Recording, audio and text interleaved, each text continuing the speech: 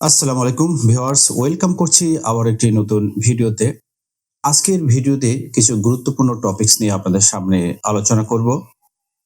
তো প্রথম যে টপিকসটা সেটা হচ্ছে কি ডার্ক ওয়েব। এই ডার্ক ওয়েবে আপনার কোনো গুরুত্বপূর্ণ পাসওয়ার্ড প্রদর্শিত হচ্ছে কিনা সেই বিষয়।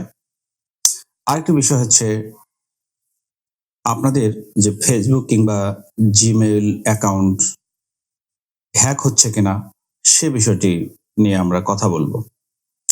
তো কথা না বাড়িয়েই চলে যাচ্ছি মূল আলোচনায়।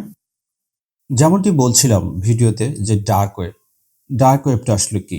ডার্ক ওয়েব এক কথায় বিস্তারিত না গিয়ে আমি বলতে পারি, ডার্ক ওয়েব হচ্ছে এমন একটি ওয়েবসাইট যেখানে সকল প্রকার অবৈধ কাজকর্ম ঘটি ঘটিত হয়।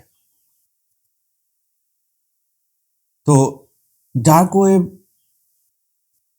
ডার্ক ওয়েবে আ আপনার বা আমার গুরুত্বপূর্ণ তথ্য প্রদর্শিত হচ্ছে কিনা এটি আমরা চেক করতে পারি আমাদের ছোট্ট একটি পদ্ধতি অবলম্বন করে। চেষ্টা করছি যে আমার কোনো পাসওয়ার্ড বা গুরুত্বপূর্ণ তথ্য ডার্ক ওয়েবে পাওয়া যাচ্ছে কিনা। তো সেই জন্য আমি আমার আরেকটি ইমেইল ব্যবহার করে আপনাদেরকে বোঝানোর চেষ্টা করছি।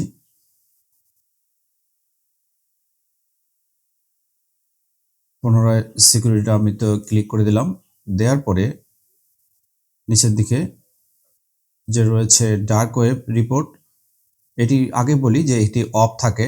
তো এখানে গেট রেজাল্ট বা শো এই ধরনের কিছু লেখা থাকবে। এখানে ক্লিক করে দিলেই আপনি রিপোর্টটি পেয়ে যাবেন। তো বর্তমানে আমি সি রেজাল্ট এটাতে আমি ক্লিক করে দেই।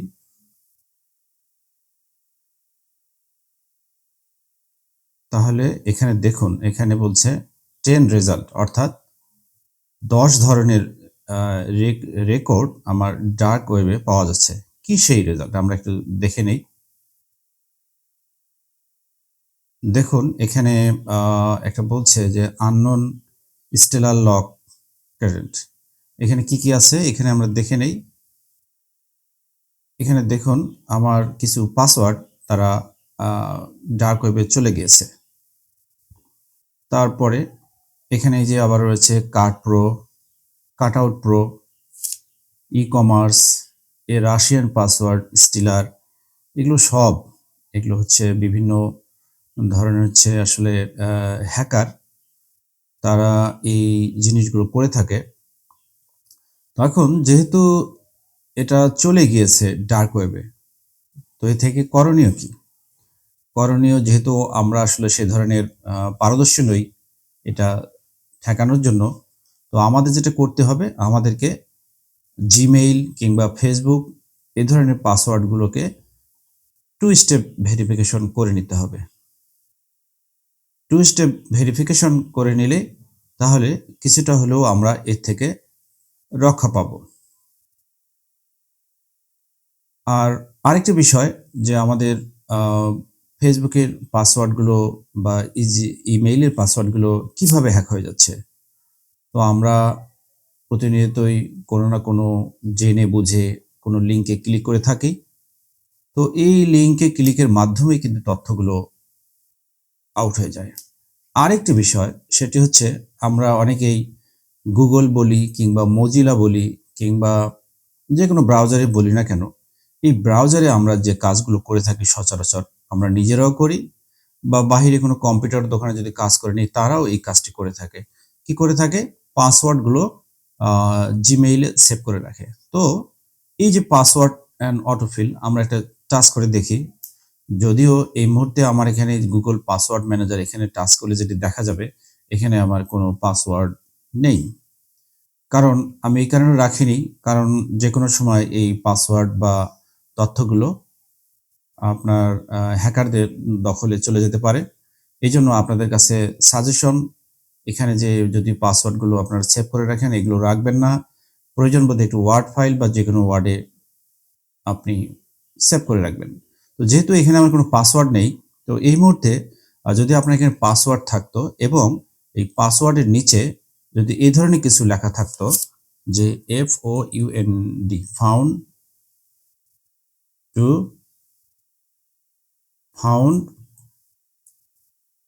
ফাউন্ড ইন ডাটা ব্রিচ, যদি এই ধরনের লেখা থেকে থাকতো, এই পাসওয়ার্ডের নিচে লেখা থাকবে, তাহলে ধরে নেবেন যে আপনার পাসওয়ার্ডটি অন্যের দখলে চলে গেছে। এই ফাউন্ড ইন ডাটা ব্রিচ এর অর্থটা আসলে কি বলছে তারা।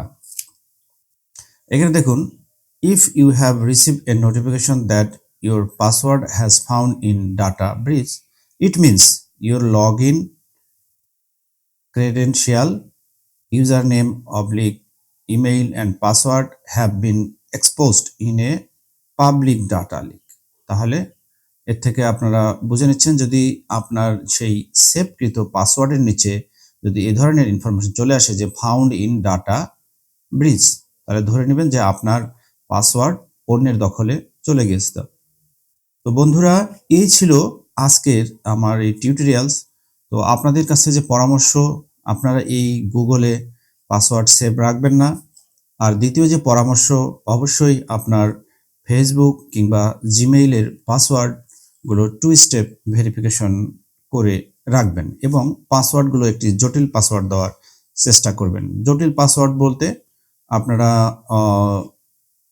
ক্যাপিটাল লেটার, স্মল লেটার, বিভিন্ন সিম্বল এবং লেটার এর সমন্বয়ে পাসওয়ার্ডগুলো তৈরি করে রাখবেন। তো এই ছিলই আজকের এই ভিডিওটি যদি ভালো লেগে থাকে অবশ্যই ভিডিওটি শেয়ার করে অন্যদেরকে দেখার সুযোগ করে দেবেন। এই কামনায় শেষ করছি। আল্লাহ হাফেজ।